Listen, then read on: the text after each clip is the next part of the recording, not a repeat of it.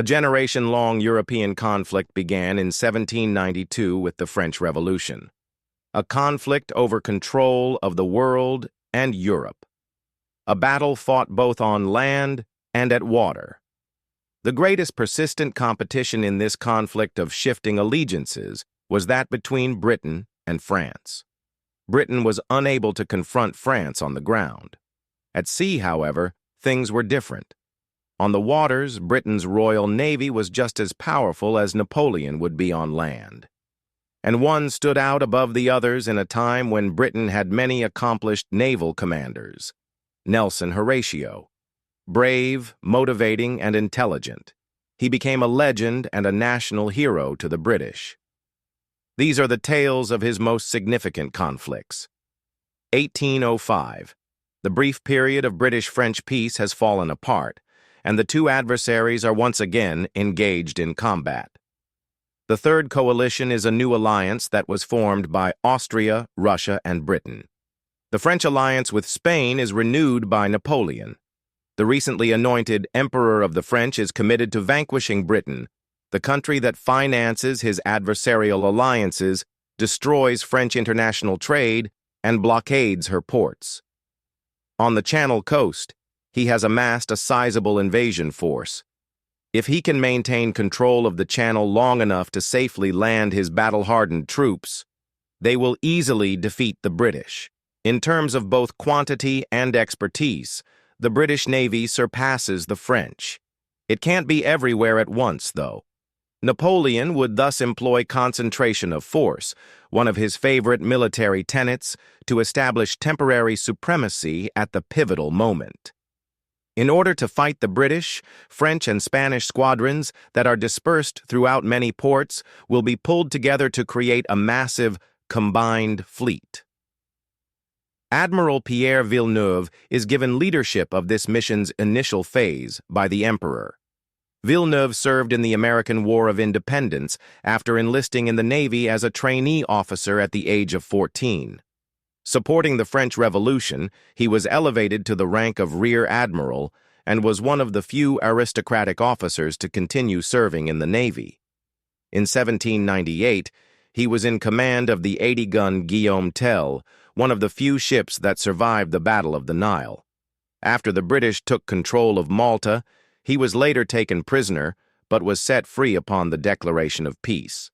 The French Mediterranean Fleet's commander passes away after a heart attack in 1804, and Villeneuve, who has the rank of vice admiral, takes his position.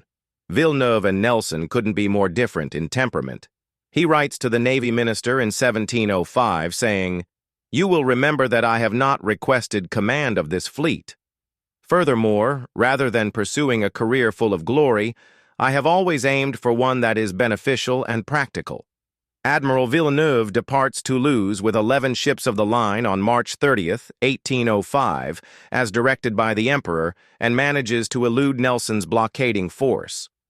Off Cadiz, it meets 6 Spanish ships and another French ship.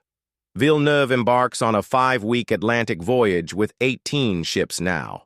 He joins 2 more French ships under Rear Admiral Magan upon his arrival in the French West Indies. Meanwhile, the British are a mess. Nelson hurried after Villeneuve after losing sight of him, supposing the French were returning to Egypt. Before realizing his error, he arrives at Alexandria. Thus, he doubles a month behind Villeneuve. He returns and heads for the West Indies. In 4 weeks, Nelson crosses the border. Villeneuve, who returns to Europe on June 8th, is missed by just a few days. The British, however, had a fortunate break. Nelson ships his reports back to England in a fast-sailing vessel. Additionally, it happens to observe Villeneuve's fleet in the Atlantic. Instead of heading back to the Med as Nelson had thought, they are heading north toward the Channel. Vice Admiral Calder is on high alert with 15 ships of the line. He also intercepts Villeneuve off Cape Finisterre on July 22nd. 2 Spanish ships are captured by the British during a chaotic battle in dense fog. However, Calder is unable to stop. Villeneuve arrives at Ferrol, a port in Spain. After then, the French admiral takes a crucial choice. He gives explicit instructions: go to Brest and then the Channel. However, he believes that Britain's formidable Channel fleet is about to attack him because of reports of ships to the north. Due to damage from battle and Atlantic gales, his ships are unable to fight again without repairs.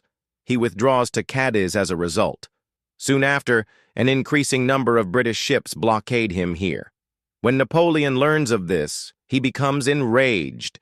He informs the naval minister that Villeneuve lacks the moral fortitude to lead a frigate. Now that autumn is almost here, a cross-channel invasion is not feasible. He has been let down by Villeneuve. Napoleon also needs to think of additional strategies to beat the British. Napoleon's army sets up camp at Boulogne in late August, before marching to the Danube to confront the Russians and Austrians. He gives Admiral Villeneuve orders to enter the Mediterranean in the meantime, so that he might assist French operations in Italy. His Franco-Spanish combined fleet, however, is in poor condition. It lacks both soldiers and supplies. Was blockaded by a strong British army under Admiral Nelson's command. Villeneuve makes the decision to remain, but the French admiral is ultimately spurred into action when Napoleon tells him that he will be removed as commander. He gives the command for the Franco-Spanish fleet to set sail on October 18, 1805.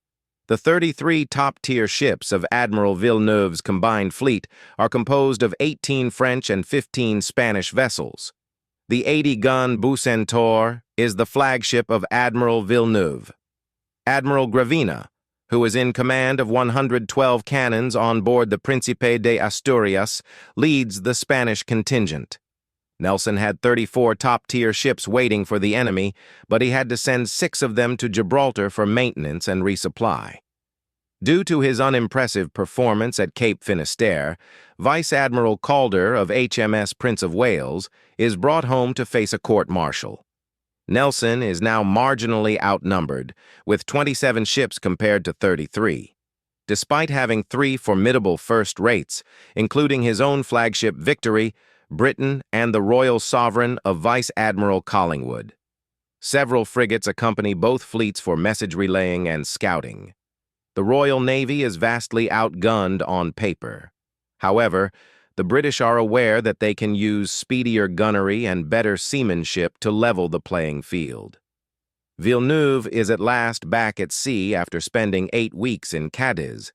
However, he set sail in unfavorable light winds and gave his own captains little notice of their abrupt departure. Crawling southward down the coast of Spain, the British frigates spot them. While patrolling 40 miles offshore, they inform Nelson and the British fleet of the enemy's withdrawal. Nelson starts to intercept right away. Villeneuve's fleet, headed for the Straits of Gibraltar, is roughly 10 miles northwest of Cape Trafalgar on the morning of October 21st. Villeneuve must decide whether to make for the Mediterranean or engage the British in combat, as he sees their fleet approaching from the northwest. In the end, he gives the order for the fleet to change course and return to Cadiz. The combined fleet's formation becomes incredibly ragged as a result of this sudden change of course, light winds, and numerous inexperienced crews. It now spans more than 5 kilometers of sea in a rough crescent shape. Both tactically and psychologically, Villeneuve's fleet is already behind. There is no more glaring contrast with the British fleet. Nelson has come up with a daring scheme to guarantee a decisive action, and his crews are ready for fight. The British fleet is ready for combat by 11 a.m., closing with Villeneuve as quickly as the light wind permits. Weeks prior, Nelson had chosen a basic strategy for attack. At this point, aligning his fleet with the enemy and engaging in broadsides with them would be the conventional strategy. Nelson, however, feels that these approaches too frequently result in an inconclusive conclusion. He has instead chosen to assault in 2 columns, which is a daring but not very novel strategy.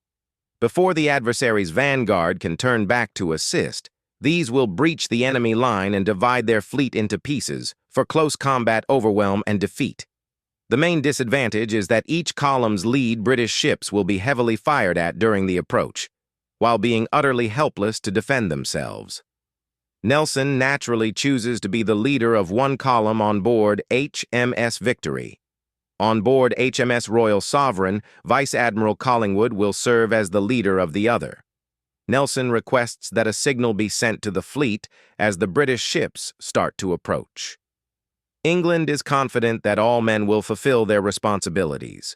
The phrase is changed to, "England expects that every man will do his duty," for ease of signaling. The two British columns move at about 3 knots, which is hardly faster than walking speed due to light winds. Before they arrive at the enemy line, the lead British ships will be under fire for a tense 45 minutes.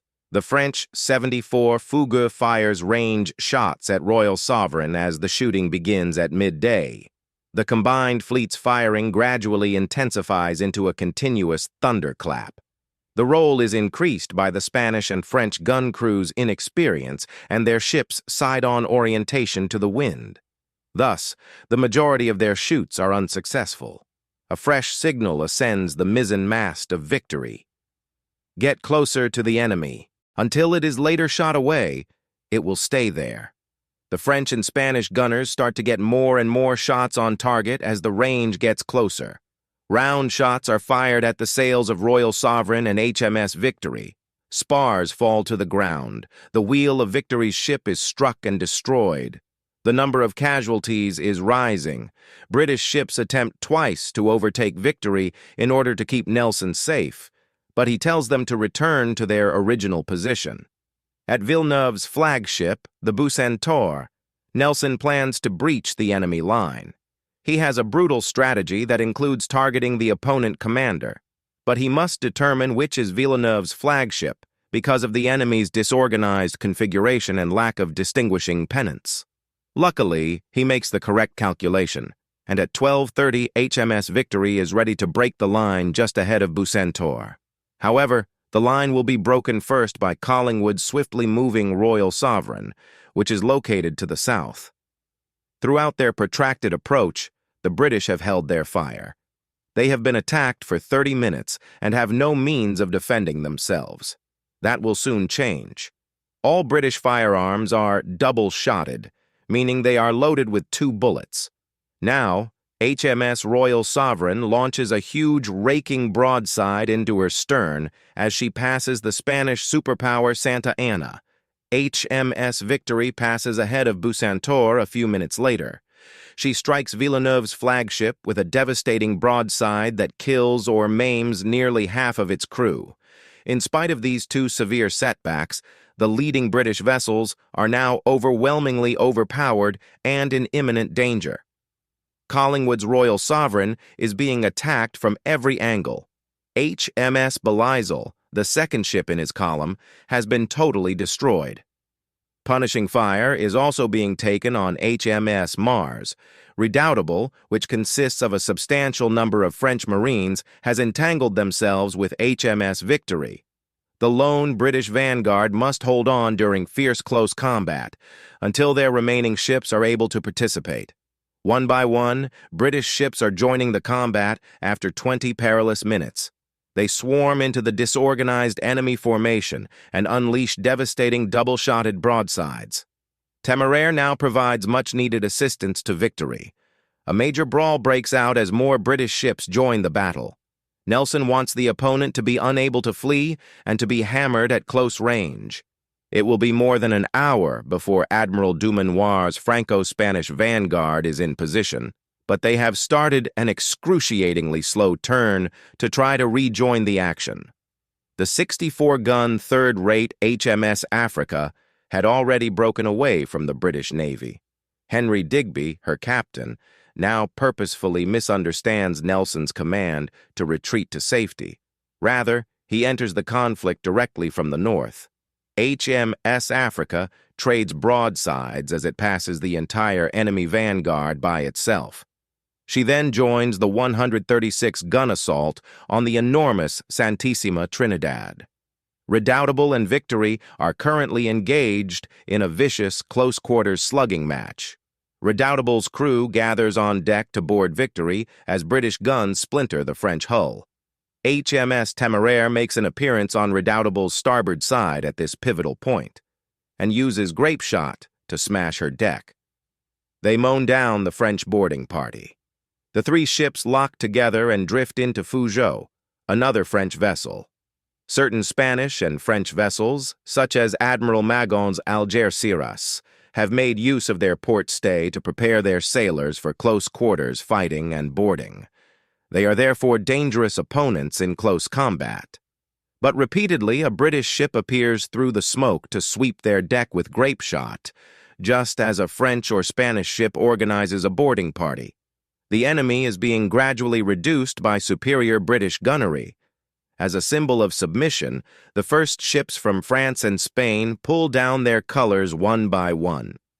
During the peak of the conflict, a French sniper sitting on Redoutable's mizzenmast identifies the British captain on HMS Victory's quarterdeck. Nelson can be immediately identified by his colorful decorations, which he has refused to take down despite recommendations to the contrary. A single musket ball now strikes him, piercing his shoulder and sending a shockwave down his spine. "I am dead!" Nelson yells. "They finally succeeded!" He receives regular updates on the battle's progress while receiving medical attention below. 3 hours have passed since the battle began. The French 74 Achille has caught fire to the south while being fired upon by several ships. Dumanoir's vanguard is at last ready to enter the fray to the north. Only Intrepida, however, launches a focused assault. Instead of confronting the British head-on, the other ships fire a few long-range, useless shots before swerving away. When a captured Spanish crew sees this behavior, they become so furious that they volunteer to shoot their alleged allies. However, the French ships quickly disappear from view. Villeneuve's fleet is clearly outclassed. At this point, almost a dozen Spanish and French ships have given up. People who are able to do so are fleeing. On the orlop deck of HMS Victory, Nelson, who is on the brink of death, receives the news. He is aware that the end is close. "Take care of my dear Lady Hamilton," he murmurs to his longtime friend and comrade Captain Hardy, before saying, "Kiss me, Hardy." A few seconds go by. Nelson mutters, "Thank God I have done my duty," and passes away shortly after. The fires on board Achille reach her Grand Magazine at around 6 p.m. at the southern fringe of the conflict. Half of the crew is killed instantly when the ship is destroyed in a massive explosion. The last act of a conflict that has claimed 5,000 lives is demonstrated by this stunning and horrific incident, and it is now evident that the British have won by a landslide.